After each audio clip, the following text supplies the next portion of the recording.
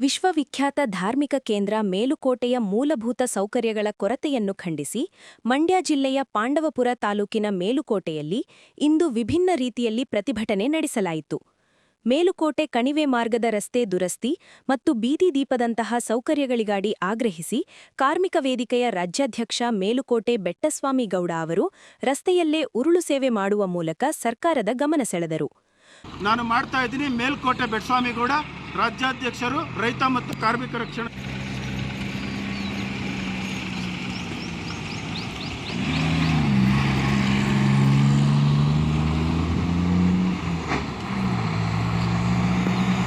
ಮಾತಾಡಿ. ಬೆಟ್ಟಸ್ವಾಮಿ ಗೌಡ ಅವರು ಕಣಿವೆ ಮಾರ್ಗದ ರಸ್ತೆಯಲ್ಲಿ ಉರುಳು ಸೇವೆ ನಡೆಸುವ ಮೂಲಕ ಅಧಿಕಾರಿಗಳು ಮತ್ತು ಸರ್ಕಾರದ ವಿರುದ್ಧ ಆಕ್ರೋಶ ವ್ಯಕ್ತಪಡಿಸಿದರು. ಲಕ್ಷಾಂತರ ಜನ ಬರುವ ಈ ಪುಣ್ಯಕ್ಷೇತ್ರಕ್ಕೆ ಮೂಲಭೂತ ಸೌಕರ್ಯ ನೀಡಲು ಸರ್ಕಾರಕ್ಕೆ ಸಾಧ್ಯವಿಲ್ಲವೇ ಎಂದು ಅವರು ಪ್ರಶ್ನಿಸಿದರು. ಇದು ಮೇಲುಕೋಟೆಗೆ ಶೋಭೆ ತರಲ್ಲ. ಮೇಲುಕೋಟೆ ಅಧಿಕಾರಿಗಳು ಏನು ಮಾಡ್ತಾ ಇದ್ದೀರಿ, ಕತ್ತೆ ಕಾಯ್ತಾ ಇದ್ದೀರಾ ಅಂತ ನಾನು ಪ್ರಶ್ನೆಯನ್ನು ಮಾಡ್ತೀನಿ. ಇಲ್ಲಿ CC ಕ್ಯಾಮ್ರಾ ಹಾಕ್ರಿ, ಲೈಟ್ ಹಾಕ್ರಿ. ನೀವು ಇಲ್ಲಿ ಗಾರ್ಬೇಜ್ ಕೇಂದ್ರ ಅಲ್ಲಿ ಮಾಡಿದಿರಿ, ಲಕ್ಷಾಂತರ ರೂಪಾಯಿ ಖರ್ಚು ಮಾಡಿಬಿಟ್ಟು ಸಾರ್ವಜನಿಕರ ತೆರಿಗೆಯನ್ನು ಅಲ್ಪೋಲ್ ಮಾಡಿದಿರಿ. ಗ್ರಾಮ ಪಂಚಾಯತಿ ಬಳಗಟ್ಟ ಮತ್ತು ಗ್ರಾಮ ಪಂಚಾಯತಿ ಮೇಲುಕೋಟೆ 2 ಘನತ್ಯಾಜ್ಯ ಘಟಕಗಳನ್ನು ಮಾಡಿದಿರಿ. ಹೆಂಗೆ ಸುರಿತಾ ಇದ್ದೀರಿ ಇಲ್ಲಿ? ಸಾರ್ವಜನಿಕರು ಯಾರಾದ್ರೂ ಫೋಟೋ ಶೂಟ್ ಮಾಡ್ತು ಅಂದರೆ 500 ರೂಪಾಯಿ ಕಲೆಕ್ಟ್ ಮಾಡ್ತೀರಿ. ಅದು ಸ್ಥಳೀಯರು ಇದ್ರೂ ಬಿಡೋದಿಲ್ಲ. 5,000 ಕೊಡಿ ಅಂತೀರಿ. ಎಲ್ಲಿ ದುಡ್ಡು ನುಂಗಾಗ್ತಾ ಇದ್ದೀರಿ?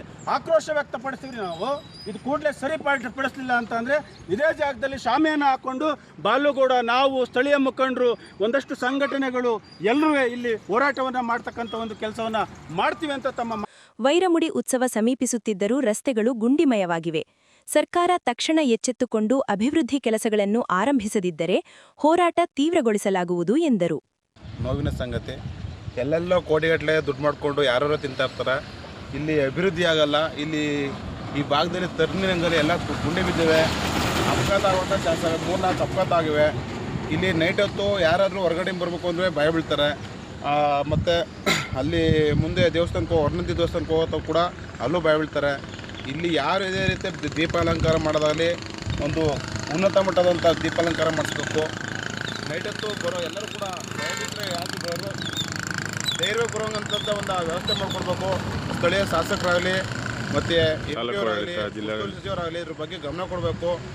ನಮ್ಮ ಮೇಲ್ಕೋಟೆ ಬಗ್ಗೆ ಯಾಕೆ ನಮ್ಮ ವಿಚಾರವನ್ನು ತೆಗೆದುಕೊಳ್ಳದೆ ಏನೇ ಮಾಡದೇ ಇರೋದು ಒಂದು ದುಷ್ಟಕರ. ದಯವಿಟ್ಟು ಇದ್ರ ಬಗ್ಗೆ ಇದು ಮಾಡಬೇಕು. ಜಾತ್ರೆ ಮುಂಚಿತವಾಗಿ ಒಂದು ವೇಳೆ ಮಾಡಲಿಲ್ಲ ಅಂತಂದರೆ ಈ ಭಾಗದ ಜನರೆಲ್ಲ ನಾವು ಒಗ್ಗಟ್ಟಿಂದ ಧರಣಿ ಮಾಡ್ತೀವಿ. ನಮ್ಮ ದೇವಸ್ಥಾನದ ಬರುವಂಥ ಖಜಾನೆ ದುಡ್ಡೆಲ್ಲ ಸರ್ಕಾರಕ್ಕೆ ಸೇರ್ತಾ ಇದೆ. ಆ ಸರ್ಕಾರಕ್ಕೆ ಸೇರೋ ದುಡ್ಡು ಎಲ್ಲೆಲ್ಲ ಹೋಗ್ತಾ ಇದೆ. ನಮ್ಮ ಅಭಿವೃದ್ಧಿ ಆಗೋದು ದೊಡ್ಡ ಒಂದು ತಲ್ಲವಾಗಿದೆ ನಮಗೆ. ಅಕ್ರಮವಾಗಿ ರಾಸುಗಳನ್ನು ಸಾಗಿಸುತ್ತಿದ್ದ ವಾಹನವನ್ನು ತಡೆದ ವಿಚಾರಕ್ಕೆ ಸಂಬಂಧಿಸಿದಂತೆ ಶ್ರೀರಂಗಪಟ್ಟಣ ಟೌನ್ ಪೊಲೀಸ್ ಠಾಣೆಯ ಮುಂಭಾಗದಲ್ಲಿ ಪೊಲೀಸರು ಮತ್ತು ಹಿಂದೂ ಪರ ಸಂಘಟನೆಯ ಕಾರ್ಯಕರ್ತರ ನಡುವೆ ತೀವ್ರ ಮಾತಿನ ಚಕಮಕಿ ನಡೆದು ಹೈಡ್ರಾಮಾ ಸೃಷ್ಟಿಯಾದ ಘಟನೆ ನಡೆದಿದೆ.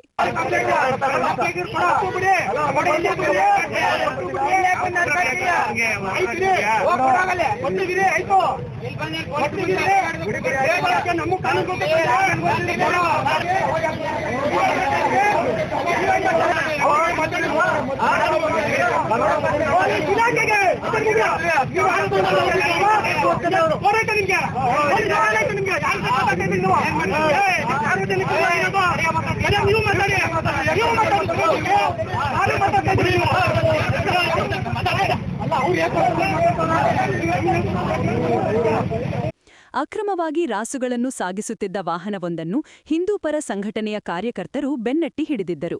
ಬಳಿಕ ಈ ವಾಹನವನ್ನು ಪೊಲೀಸರಿಗೆ ಒಪ್ಪಿಸಲು ಮುಂದಾದಾಗ ಪ್ರಕ್ರಿಯೆಯ ವಿಚಾರದಲ್ಲಿ ಪೊಲೀಸರು ಮತ್ತು ಕಾರ್ಯಕರ್ತರ ನಡುವೆ ಭಿನ್ನಾಭಿಪ್ರಾಯ ಉಂಟಾಯಿತು ಎನ್ನಲಾಗಿದೆ.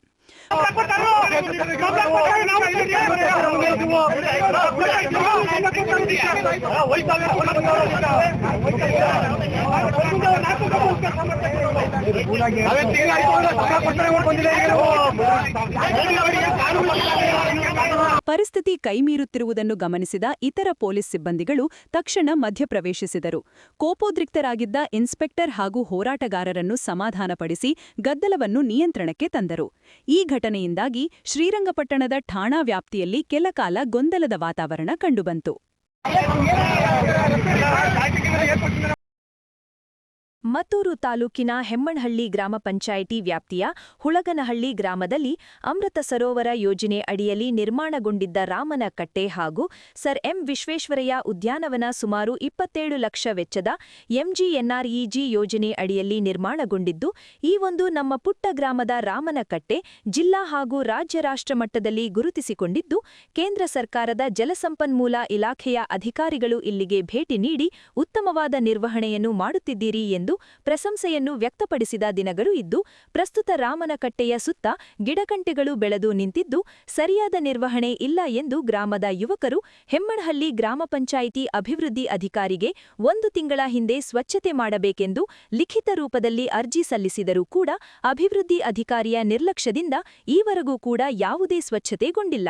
ರಾಮನ ಕಟ್ಟೆ ಹಾಗೂ ಸರ್ ಎಂ ವಿಶ್ವೇಶ್ವರಯ್ಯ ಉದ್ಯಾನವನ ಗಿಡಗಂಟೆಗಳಿಂದ ಕೂಡಿದ್ದು, ಕೂಡಲೇ ಪಂಚಾಯಿತಿ ಅಧಿಕಾರಿಗಳು ಎಚ್ಚೆತ್ತು ಸ್ವಚ್ಛತೆಯಿಂದ ಕಾಪಾಡುವುದರ ಜತೆಗೆ ಮುಂದಿನ ಪೀಳಿಗೆಗೆ ಕೊಡುಗೆ ನೀಡಬೇಕಾಗಿದೆ ಎಂದು ಮಾಜಿ ಗ್ರಾಮ ಪಂಚಾಯಿತಿ ಅಧ್ಯಕ್ಷ ಹಾಗೂ ಕೃಷ್ಣೇಗೌಡ ಚಾರಿಟೇಬಲ್ ಟ್ರಸ್ಟ್ ಸಂಸ್ಥಾಪಕ ನಂದೀಶ್ ಗೌಡ ಆಗ್ರಹಿಸಿದರು. ಹುಳುಗನಹಳ್ಳಿ ಹೆಮ್ಮನಹಳ್ಳಿ ಗ್ರಾಮ ಪಂಚಾಯಿತಿಗೆ ಸೇರಿದ ಹುಳುಗನಹಳ್ಳಿಯ ರಾಮನಕಟ್ಟೆ ಮತ್ತು ಸರ್ ಎಂ ವಿಶ್ವೇಶ್ವರಯ್ಯನವರ ಉದ್ಯಾನವನ, ಇದು ಅಮೃತ ಸರೋವರದ ಯೋಜನೆಯಡಿ ಸುಮಾರು 27 ಲಕ್ಷ ರೂಪಾಯಿಲಿ ಎಂಜಿಎನ್ಆರ್ಇಜಿ ಯೋಜನೆಯಡಿ ನಿರ್ಮಾಣಗೊಂಡಿರುವಂಥ ಕಟ್ಟೆ ಮತ್ತು ಉದ್ಯಾನವನ ಸುಮಾರು ಜಿಲ್ಲಾ ಮಟ್ಟದಲ್ಲಿ, ರಾಜ್ಯ ಮಟ್ಟದಲ್ಲಿ ಹಾಗೂ ರಾಷ್ಟ್ರ ಮಟ್ಟದಲ್ಲೂ ಕೂಡ ಗುರುತಿಸ್ಕೊಂಡಿದೆ. ಕೇಂದ್ರ ಸರ್ಕಾರದಿಂದನೂ ಕೂಡ ಜಲಶಕ್ತಿ ಅಧಿಕಾರಿಗಳೆಲ್ಲ ಬಂದು ನಮಗೆ ಈ ಒಂದು ರಾಮನ ಕಟ್ಟೆಯನ್ನು ನೋಡ್ಕೊಂಡು ಹೋಗಿ ತುಂಬ ಅಚ್ಚುಕಟ್ಟಾಗಿ ನಿರ್ವಹಣೆ ಮಾಡ್ತಾಯಿದ್ದೀರ ಅಂತ ಹೇಳಿದಂಥ ದಿನ ಇದೆ. ಆದರೆ ಇವತ್ತು ನಮ್ಮ ಗ್ರಾಮದ ಯುವಕರು ಈಗಿರುವಂಥ ಅಭಿವೃದ್ಧಿ ಅಧಿಕಾರಿಗಳಿಗೆ, ಪಂಚಾಯಿತಿ ಅಭಿವೃದ್ಧಿ ಅಧಿಕಾರಿಗಳಿಗೆ, ಜಗದೀಶ್ರವ್ರಿಗೆ ಅರ್ಜಿ ಕೊಟ್ಟಿದ್ರು ಕೂಡ ಗ್ರಾಮಸ್ಥರು ಯುವಕರೆಲ್ಲ ಸೇರಿ ಅವರು ಯಾವುದೇ ರೀತಿಯ ಒಂದು ಕ್ರಮ ವಹಿಸಿರುವುದಿಲ್ಲ. ಇವತ್ತು ಈ ಕಟ್ಟೆ ಮತ್ತು ಉದ್ಯಾನವನ ಕೊಂಪೆಯಾಗಿ ಕಾಣಿಸ್ತಾ ಇದೆ, ತುಂಬ ನೋವಾಗ್ತಾ ಇದೆ. ದಯವಿಟ್ಟು ಕೂಡಲೇ ಈ ಒಂದು ವಾತಾವರಣ ನಿರ್ಮಾಣಗೊಂಡಿದೆ ಅದನ್ನು ಅಚ್ಚುಕಟ್ಟಾಗಿ ನಿರ್ವಹಿಸಬೇಕು ಅಂತ ಈ ಮೂಲಕ ಕೇಳ್ಕೊಳ್ತೀನಿ.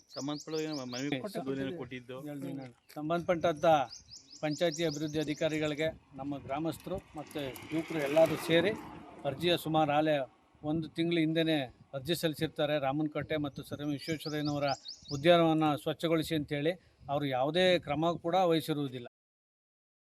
ಹಲಗೂರು ಸಮೀಪದ ಮೌರಗೌಡನಹಳ್ಳಿ ಸರ್ಕಾರಿ ಪ್ರೌಢಶಾಲೆಯ ಎಸ್ಎಸ್ಎಲ್ಸಿ ವಿದ್ಯಾರ್ಥಿಗಳಿಗೆ ಯುಗಾದಿ ಹಬ್ಬದ ಅಂಗವಾಗಿ ಎಸ್ಡಿಎಂಸಿ ವತಿಯಿಂದ ವಿಶೇಷವಾಗಿ ಒಬ್ಬಟ್ಟು ಊಟವನ್ನು ಆಯೋಜಿಸಲಾಯಿತು.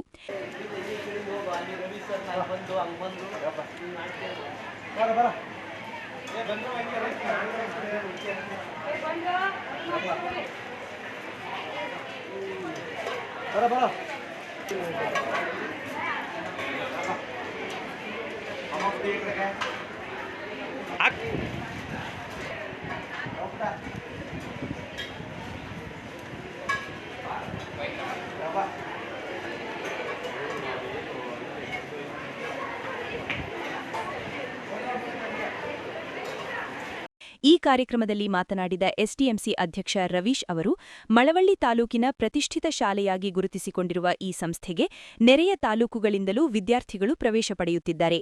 ಪ್ರಸ್ತುತ ಸಾಲಿನಲ್ಲಿ 220 ವಿದ್ಯಾರ್ಥಿಗಳು ಎಸ್ಎಸ್ಎಲ್ಸಿ ಪರೀಕ್ಷೆಗೆ ಹಾಜರಾಗುತ್ತಿದ್ದು, ಅವರಿಗೆ ಹಬ್ಬದ ಸಂಭ್ರಮದೊಂದಿಗೆ ಪ್ರೋತ್ಸಾಹ ನೀಡುವ ಉದ್ದೇಶದಿಂದ ವಿಶೇಷ ಊಟವನ್ನು ವ್ಯವಸ್ಥೆ ಮಾಡಲಾಗಿದೆ ಎಂದರು. ಈ ವರ್ಷವೂ ಉತ್ತಮ ಫಲಿತಾಂಶದ ಮೂಲಕ ಜಿಲ್ಲೆ ಹಾಗೂ ತಾಲೂಕಿಗೆ ಕೀರ್ತಿ ತರಲಿ ಎಂದು ಹಾರೈಸಿದರು.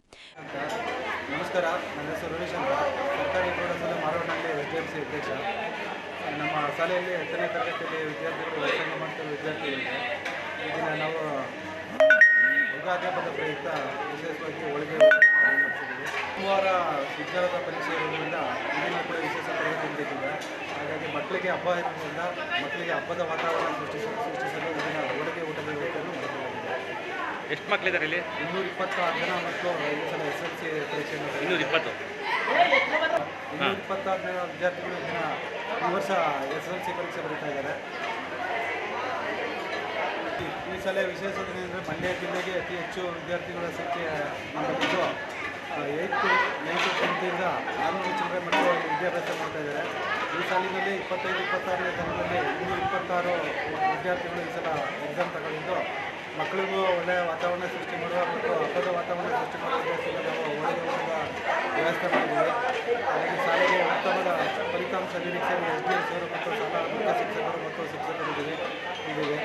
ಮಕ್ಕಳು ಸೋಮವಾರ ಬರುವ ಪರೀಕ್ಷೆಯಲ್ಲೂ ಕೂಡ ಉತ್ತಮ ಫಲಿತಾಂಶ ಪಡೆಯಲಿ ಅಂತ ನಾವು ಆಶಿಸ್ತೇವೆ.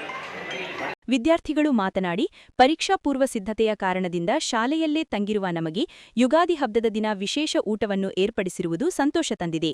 ಈ ಕಾರ್ಯಕ್ರಮವನ್ನು ಆಯೋಜಿಸಿದ ಎಸ್ಟಿಎಂಸಿ ಸದಸ್ಯರಿಗೆ ಧನ್ಯವಾದಗಳನ್ನು ಸಲ್ಲಿಸಿದರು.